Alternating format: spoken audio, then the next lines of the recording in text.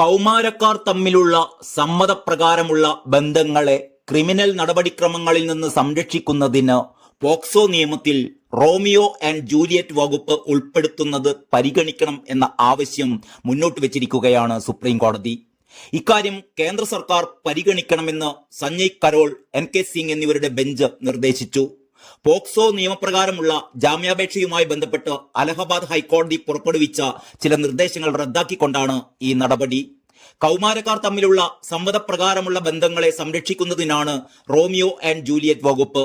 ഷേക്സ്പിയറിന്റെ Romeo and Juliet എന്ന പ്രശസ്ത നാടകത്തെ ഉദ്ധരിച്ചുകൊണ്ടാണ് കോടതിയുടെ ഈ നിർദ്ദേശം.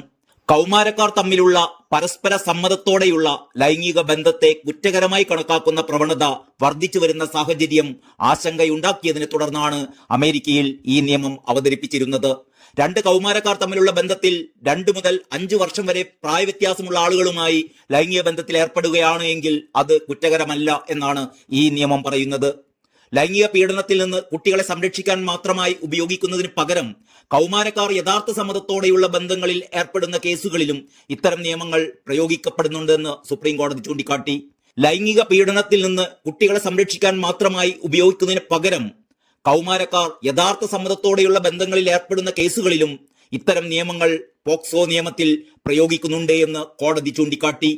കുടുംബങ്ങൾ പലപ്പോഴും ഈ ബന്ധങ്ങളെ എതിർക്കുന്നുവെന്നും പല സന്ദർഭങ്ങളിലും കൗമാരക്കാർക്കെതിരെ ക്രിമിനൽ കേസുകൾ ഫയൽ ചെയ്യുന്നുവെന്നും കോടതി നിരീക്ഷിച്ചു. 16 വയസ്സുള്ള പെൺകുട്ടിയുടെ സമ്മതം നിയമപരമെന്ന് കണക്കാക്കുന്നതായിരുന്നു 70 വർഷത്തിലേറെയായി ഇന്ത്യയിലെ നിയമം. 2012 പോക്സോ നിയമം വന്നതോടെയാണ് ഇത് 18 ഉയർത്തിയത്.